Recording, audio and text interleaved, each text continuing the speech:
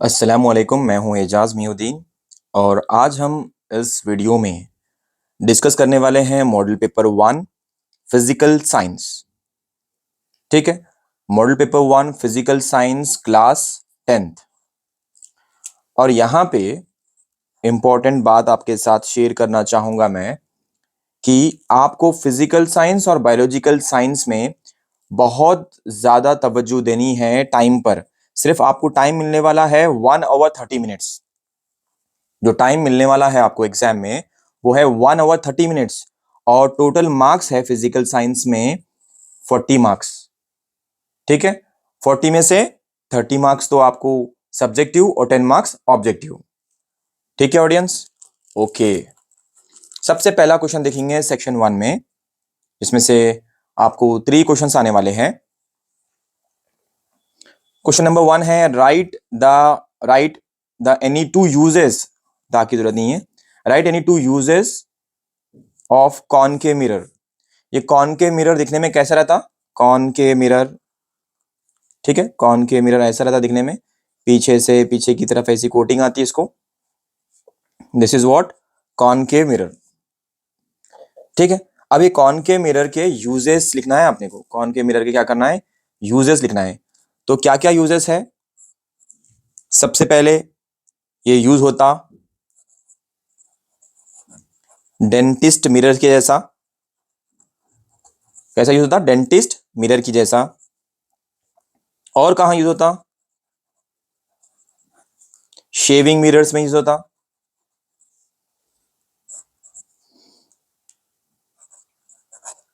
Reflectors के जैसा। क्या बोलते हैं उसको? रिफ्लेक्टर्स इन हेडलाइट्स। जो भी कार्स रहते, जो उनके हेडलाइट्स रहते, उसमें रिफ्लेक्टर्स के जैसा यूज होता। और कहां पे यूज होने वाला है? सोलार कुकर्स में। सोलार कुकर्स में। ठीक है ऑडियंस, एक तो है डेंटिस्ट मिरर्स, जो दांतों के डॉक्टर्स रहते हैं, वो डॉक्टर्स क्या करते,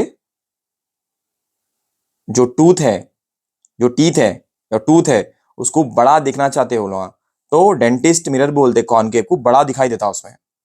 ठीक है, इसका यूज करके जो भी टूथ है उसको बड़ा देखते, और जिससे सर्जरी आसानी से कर सकते। ओके, शेविंग मिरर्स, शेव करने के लिए जो यूज होते हैं मिरर्स, वो शेविंग मिरर्स रहते।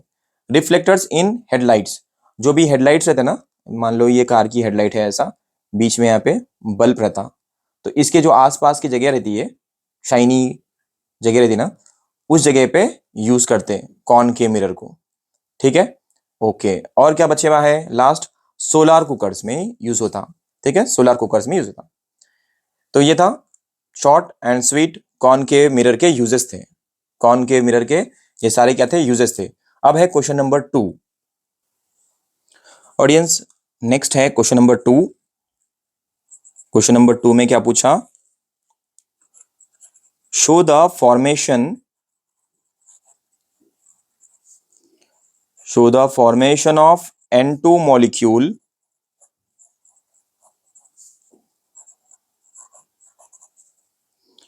N2 molecule with diagram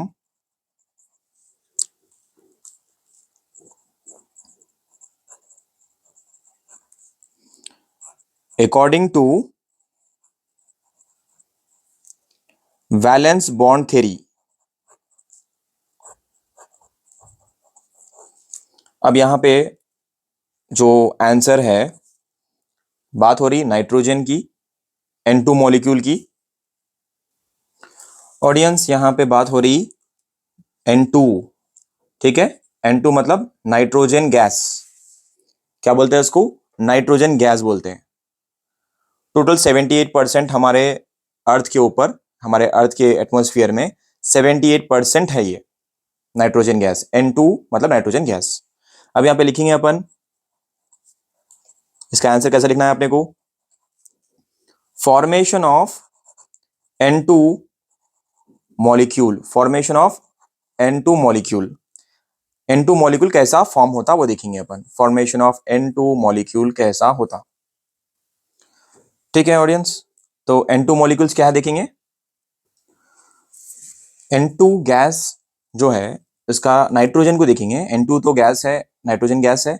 अब ये नाइट्रोजन जो है, नाइट्रोजन का जो एटॉमिक नंबर क्या है, 7 है। इसका इलेक्ट्रॉनिक कॉन्फ़िगरेशन क्या है, 1s 1s2 2s2 2p3, 1s2 2s2 2p3 है इलेक्ट्रॉनिक कॉन्फ़िगरेशन बोलते हैं। 1s2 दो इलेक्ट्रॉन्स, 2s2 यहाँ पे दो इलेक्ट्रॉन्स, 2p3 3 इलेक्ट्रॉन्स। टोटल इन लोगों को प्लस करके देखो, 3 + 2 + 5 + 2 बोले तो 7। इसका मतलब ये है कि पहले, ठीक है, ऑर्बिट में पहले वाले ऑर्बिटल में कितने इलेक्ट्रॉन्स, 2 इलेक्ट्रॉन्स। दूसरे वाले ऑर्बिटल में 2 इलेक्ट्रॉन्स। और ये जो p वाला है उसके अंदर कितने रहते, ये px है, ये py है और ये pz है। सब में एक एक इलेक्ट्रॉन, सबके अंदर एक एक इलेक्ट्रॉन है, मतलब ये हाफ फिल्ड है। जो 2p है वो क्या है, हाफ फिल्ड है। 3 यहाँ पे जो ऑर्बिटल्स है वो हाफ फिल्ड है। अब कैसा फिल्ड होते वो देखेंगे। देखो px में एक इलेक्ट्रॉन है, py में एक इलेक्ट्रॉन है, pz में एक इलेक्ट्रॉन है। 2p3 इसलिए लिख रहे हैं अपन क्योंकि p के अंदर कितने इलेक्ट्रॉन्स है, टोटल 3 इलेक्ट्रॉन्स है। s के अंदर कितने इलेक्ट्रॉन्स है, 2 इलेक्ट्रॉन्स है। s के अंदर कितने इलेक्ट्रॉन्स है, 2 इलेक्ट्रॉन्स है। टोटल यहाँ पे अनपेयर इलेक्ट्रॉन्स कितने हैं, 3 है। अनपेयर इलेक्ट्रॉन्स जो जोड़ी नहीं बन सके कितने हैं, 3 इलेक्ट्रॉन्स हैं। अगर देखो मैं आउटर मोस्ट ऑर्बिट में, यहाँ पे देखो आउटर मोस्ट ऑर्बिट ये 2 है ना, ये भी 2 है। तो आउटर मोस्ट ऑर्बिट में कितने इलेक्ट्रॉन्स है, टोटल 5 इलेक्ट्रॉन्स है। कितने इलेक्ट्रॉन्स है, 5 इलेक्ट्रॉन्स है आउटर मोस्ट ऑर्बिट के अंदर। अगर मेरे पास आउटर मोस्ट ऑर्बिट में 5 इलेक्ट्रॉन्स है, ठीक है ऑडियंस, इतने 5 इलेक्ट्रॉन्स है। अगर मैं इसमें और 3 ऐड कर दूं तो क्या होता, और 3 इलेक्ट्रॉन्स को अगर मैं इसमें ऐड कर दूं तो क्या होता, ऑक्टेट रूल पूरा हो जाता। लेकिन 3 इलेक्ट्रॉन्स कहां पे मिलेंगे, अपन कौन देंगे इनको 3 इलेक्ट्रॉन्स। ठीक है, एक केस ये है, केस 1 बोलेंगे इसको। केस 1 में हम क्या करें, नाइट्रोजन लिए, उसका इलेक्ट्रॉनिक कॉन्फ़िगरेशन लिए। पहले वाले ऑर्बिटल के अंदर 2 इलेक्ट्रॉन, दूसरे वाले ऑर्बिटल के अंदर 2 इलेक्ट्रॉन्स और p वाले ऑर्बिटल के अंदर टोटल 3 इलेक्ट्रॉन्स। अगर देखेंगे यहाँ पे जो 2s और 2p ऑटोमोस्ट ऑर्बिट है, ठीक है, तो उसके अंदर टोटल कितने इलेक्ट्रॉन्स है, ऑटोमोस्ट में 5 इलेक्ट्रॉन्स है और 3 इलेक्ट्रॉन्स की जरूरत है इसको। अब केस 2 भी देख लेंगे। चलो अपन क्या करेंगे, केस 2। केस 2 क्या बोल रहा हूं मैं, अगर केस 2 में भी और एक नाइट्रोजन लिया मैं, इसका भी कॉन्फ़िगरेशन 1s2 2s2 2p3, इसके लिए भी 5 इलेक्ट्रॉन्स की जरूरत पड़ती।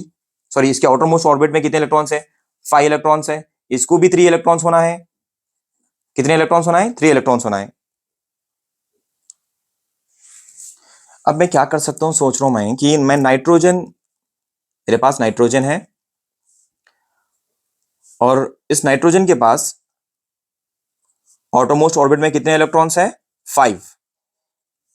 अगर मैं और एक नाइट्रोजन ले लूं और इसके आउटरमोस्ट ऑर्बिट में भी मेरे पास कितने रहते, 5 इलेक्ट्रॉन्स आउटरमोस्ट ऑर्बिट में।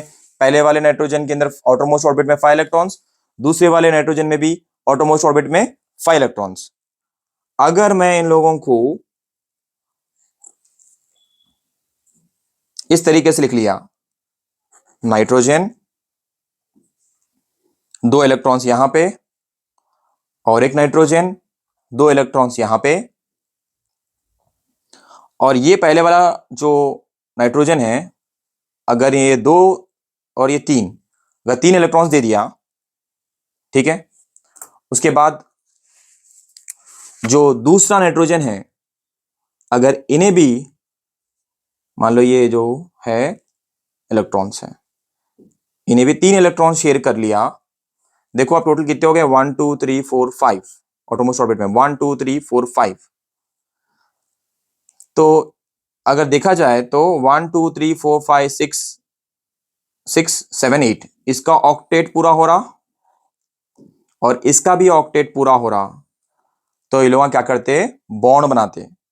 कैसा बनाते, ये इन दोनों बॉन्ड बने, इन दोनों इलेक्ट्रॉन्स के बीच में बॉन्ड बना, इन दोनों का बॉन्ड बना। कितने बॉन्ड्स बने यहां पे, 3 बॉन्ड्स बने। कितने बॉन्ड्स बने, 3 बॉन्ड्स बने। इसीलिए अपन क्या बोलते हैं, ट्रिपल बॉन्ड बोलते हैं इसको। ठीक है, N2 मॉलिक्यूल कैसा रहता बोलते हो, इसके अंदर कितने बॉन्ड्स रहते, ट्रिपल बॉन्ड्स रहते बोलना। ठीक है, ट्रिपल बॉन्ड। अब ये जो बॉन्ड्स बने, इनको कौन से बॉन्ड्स बोलते हैं, कोवलेंट बॉन्ड्स बने यहाँ पे। कौन से, कोवलेंट, कोवलेंट बॉन्ड्स है ये। 3 बॉन्ड्स तो बने, लेकिन कौन से बॉन्ड्स है, कोवलेंट बॉन्ड्स हैं। कोवलेंट बॉन्ड में क्या होता, शेयरिंग ऑफ इलेक्ट्रॉन्स होते, राइट। कोवलेंट बॉन्ड में शेयर होते electrons, sharing of electrons. Oh my God, यहां पे नहीं समझ में आ रहा, शेयर करना, शेयर, शेयरिंग ऑफ इलेक्ट्रॉन्स होते। ठीक है ऑडियंस, समझ में आ रहा होगा आप लोगों को मैं क्या बोला। पहला तो मैं यहाँ पे नाइट्रोजन, N2 मतलब नाइट्रोजन की गैस, नाइट्रोजन गैस। उस पहला नाइट्रोजन लिया मैं, और उसमें उसका इलेक्ट्रॉनिक कॉन्फ़िगरेशन लिखा, ऑर्बिटल लिखा, इसमें 2 इलेक्ट्रॉन्स है, दूसरे ऑर्बिटल में 2 इलेक्ट्रॉन्स है, और यहाँ पे P में 3 इलेक्ट्रॉन्स है। PX में 1 है, PY में 1 है, PZ में 1 है। फिर और एक नाइट्रोजन लिया मैं, केस 2, और एक नाइट्रोजन लिया जिसमें फिर सेम इलेक्ट्रॉनिक कॉन्फ़िगरेशन रहता, क्योंकि नाइट्रोजन है ना, सेम रहता। यहाँ पे देखो आप, इसमें आउटर मोस्ट ऑर्बिट में कितने इलेक्ट्रॉन्स है बोले तो 2 + 3 5। सर आप कैसा 5 बोले, आउटर मोस्ट ऑर्बिट में कैसा मालूम हो रहा आपको, देखो यहाँ पे 2 है, यहाँ पे भी 2 है, तो आउटर मोस्ट ऑर्बिट 2 है ना, तो उसके पावर क्या है बोले तो 2 और 3 है, दोनों को प्लस करे तो 5 इलेक्ट्रॉन्स है। आउटर मोस्ट ऑर्बिट में 5 इलेक्ट्रॉन्स है। Done, okay. कितने इलेक्ट्रॉन्स की जरूरत है इसको अब, और 3 इलेक्ट्रॉन्स अगर दे दिए तो क्या होता, ऑक्टेट रूल पूरा होता। क्या होता, ऑक्टेट रूल। इसमें क्या होता, एटम स्टेबल होता। ये नाइट्रोजन का एटम, ये नाइट्रोजन का एटम, दोनों क्या होते हैं, स्टेबल होते हैं। अगर इन दोनों के बीच में बॉन्ड्स बने, वही बॉन्ड को मैं एक्सप्लेन करा, ये है एक नाइट्रोजन और एक नाइट्रोजन, दोनों के भी आउटरमोस्ट ऑर्बिट में टोटल 5 इलेक्ट्रॉन्स, यहां पे भी 5 इलेक्ट्रॉन्स। इन दोनों अगर जुड़ जा रही, मिल जा रही, तो क्या होता, क्या होता, बॉन्ड फॉर्म होता। कैसा बॉन्ड फॉर्म होता, देखो पहला वाला नाइट्रोजन अपने पास से 3 इलेक्ट्रॉन शेयर करता, 1 2 3 4 5। दूसरा नाइट्रोजन अपने पास से 3 इलेक्ट्रॉन शेयर करता, 1 2 3 4 5, मतलब यहाँ पे 3 शेयर करना, 1 2 3। इसके पास 2 बचे हुए हैं जो अनपेयर है, ये भी 2 इलेक्ट्रॉन से अनपेयर है। सिर्फ 3 पेयर इलेक्ट्रॉन्स है यहाँ पे, 1 2 3। कौन सा बॉन्ड बोलते हैं इसको, कोवलेंट बॉन्ड बना। ठीक है, कितने बॉन्ड्स, कितने बॉन्ड्स है ये, 1 2 3, 3 बॉन्ड्स है, तो अपन क्या बोलते हैं इसको, ट्रिपल बॉन्ड बोलते हैं। ठीक है ऑडियंस, ट्रिपल बॉन्ड समझ गए। अब देखेंगे कि इलेक्ट्रॉन्स जो ऑर्बिटल्स कैसा ओवरलैप होते। पहला, सबसे पहले पहला ऑर्बिटल ड्रॉ कर रहा हूं मैं ऐसा। पहला ऑर्बिटल कौन सा ऑर्बिटल है ये, PX। ठीक है ना, कौन सा ऑर्बिटल है ये, PX, 2PX, पहला ऑर्बिटल। उसके बाद ये है दूसरा ऑर्बिटल। ठीक है, ये दूसरा ऑर्बिटल है। कौन सा ऑर्बिटल है ये, दूसरा ऑर्बिटल, इसको बोलेंगे 2py। ठीक है, 2py। और एक ऑर्बिटल अपने पास है,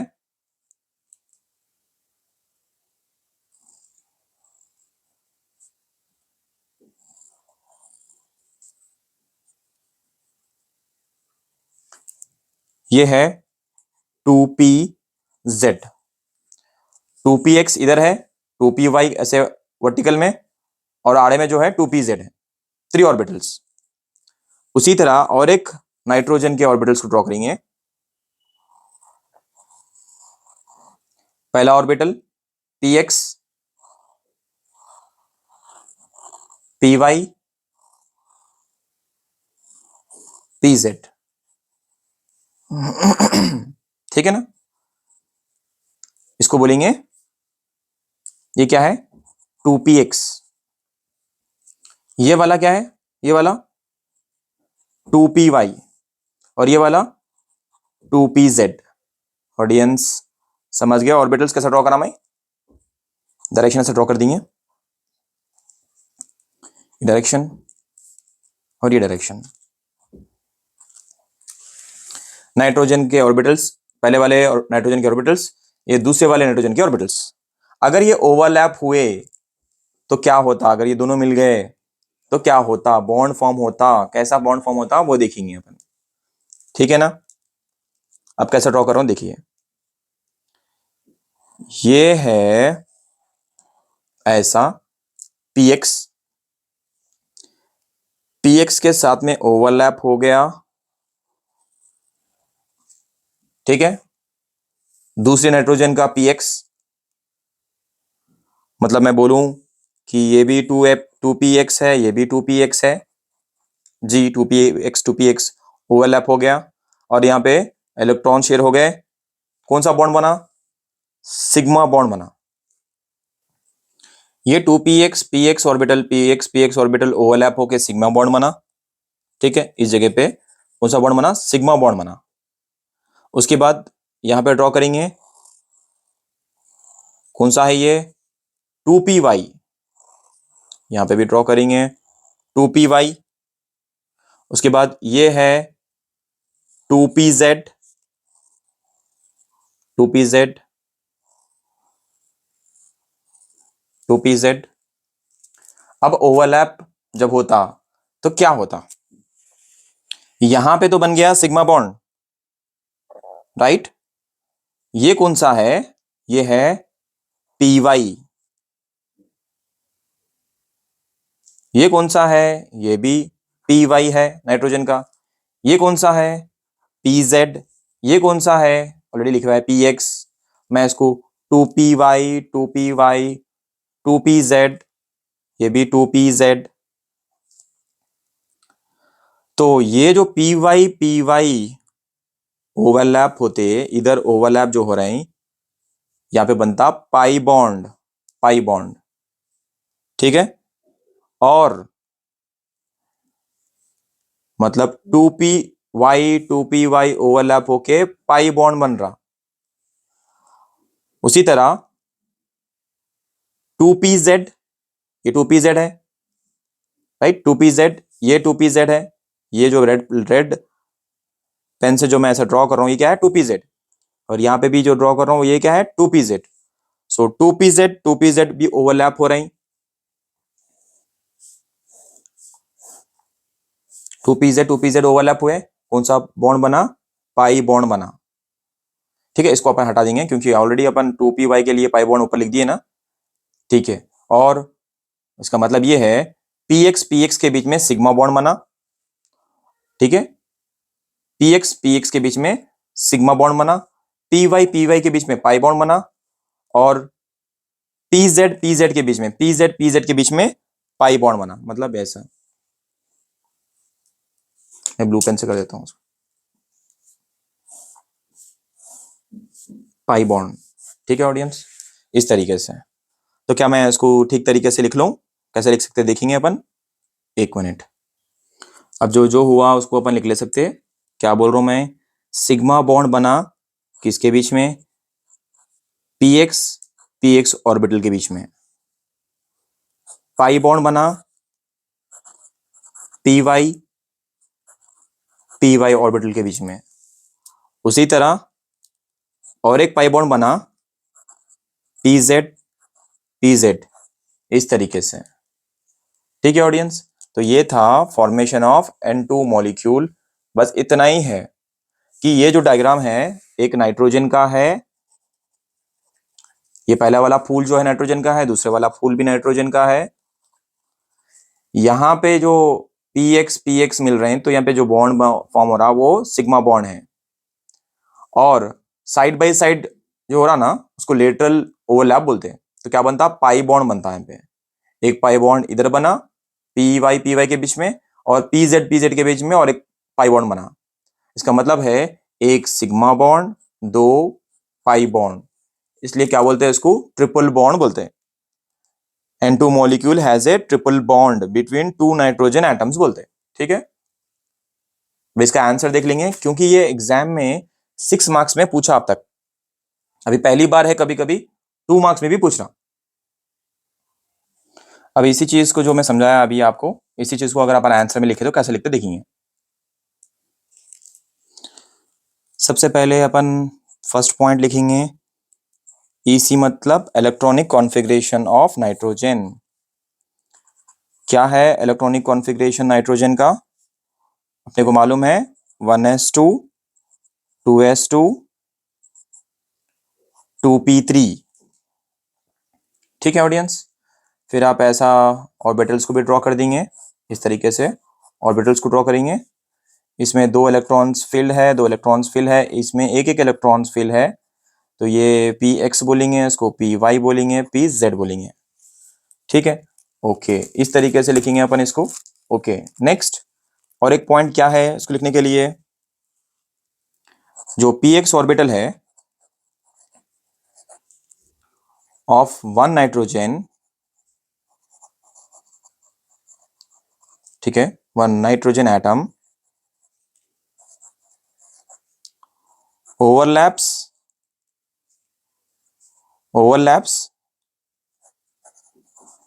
the px orbital of other nitrogen। पहला पॉइंट समझ गए होंगे, इसके बाद क्या बोल रहा बोले तो ने, px ओवरलैप हो रहा px के साथ में, और कौन सा बॉन्ड बन रहा? Sigma bond. डन, यही पॉइंट है बस, सिंपल। अगर आप चाहे तो ऐसा अपने सिंबल्स भी यूज करके लिख ले सकते हैं। उसी तरह p y and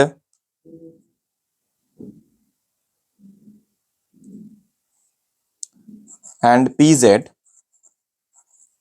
orbitals overlap with py and pz orbital of other nitrogen,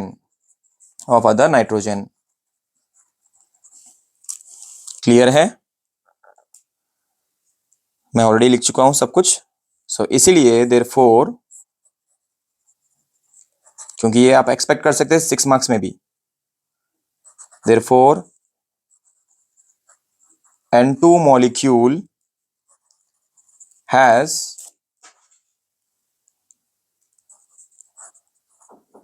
a triple bond between two nitrogen atoms। ठीक है, बस इतना करना है बस आपको। ये था क्वेश्चन नंबर 2। अब क्वेश्चन नंबर 3 पढ़ेंगे। क्वेश्चन नंबर है 3 सेक्शन 1 का। क्या बोल रहा? What happens if the magnetic field can not apply force on current carrying wire. यहाँ पे मेरी बात सुनो आप, अगर मेरे पास एक वायर है, मान लो ये एक वायर है और इसमें से करंट जा रहा, ठीक है, करंट जा रहा, अगर करंट इस तरफ जा रहा, मतलब डायरेक्शन ये ए है और ये बी है, अगर करंट ए से होते हुए बी की तरफ जा रहा, तो क्या होता, इसके वायर के अतराफ में, इस सराउंडिंग में मैग्नेटिक फील्ड प्रोड्यूस होती। ठीक है, मैग्नेटिक फील्ड प्रोड्यूस होती जब भी करंट फ्लो होता, उस वायर के अंदर से जब भी करंट फ्लो होता, इस वायर के अंदर से जब भी करंट फ्लो होता, तो उसके अतराफ में सराउंडिंग में मैग्नेटिक फील्ड प्रोड्यूस होती।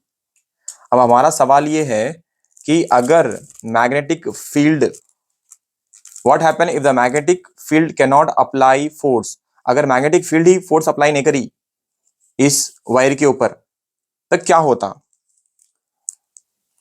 बहुत सिंपल है, पॉइंट लिखना है, the wire will not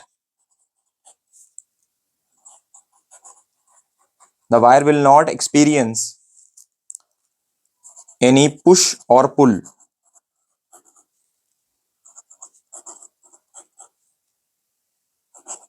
push और पुल फ्रॉम द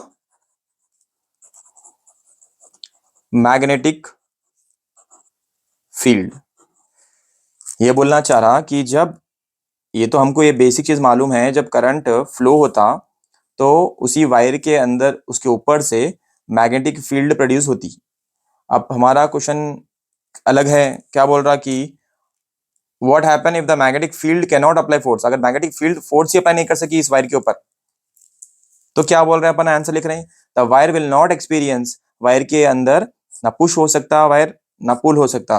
पुश और पुल जो फोर्स है, अट्रैक्ट और रिपल नहीं कर सकता ये wire from, just because of magnetic field का फोर्स अप्लाई नहीं हुआ तो वायर क्या नहीं कर सकता, पुश और पुल नहीं कर सकता। ठीक है, सेकेंड पॉइंट, अभी कब होता, दिस हैपेंस व्हेन वायर, जो वायर है is placed parallel, placed parallel to the magnetic field, to the magnetic field. अगर करंट फ्लो हो रहा है ऐसा और मैग्नेटिक फील्ड इधर है, मैग्नेटिक फील्ड इसके बाजू पैरेलल से जा रही, ठीक है, करंट फ्लो हो रहा लेकिन मैग्नेटिक फील्ड उसके पैरेलल में है, ए से बी करंट फ्लो हो रहा है इस डायरेक्शन में, मैग्नेटिक फील्ड भी है लेकिन इसके बाजू में है मैग्नेटिक फील्ड अगर, तो क्या होता, so no force is created, force ही क्रिएट नहीं होता, created. Finally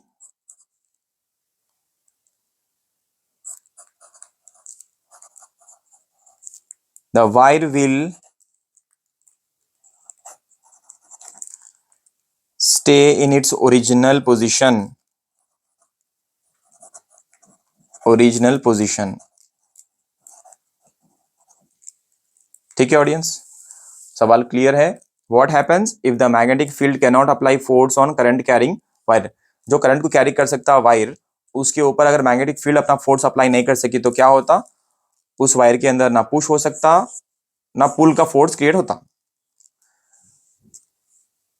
this happens when the wire is placed parallel to the magnetic field, और ऐसा कब होता, जब वायर और मैग्नेटिक फील्ड दोनों पैरेलल रहते तब ऐसा होता। So no force is create, यहाँ पे कोई फोर्स क्रिएट नहीं होता, the wire will stay in its original position. ये था क्वेश्चन नंबर 3।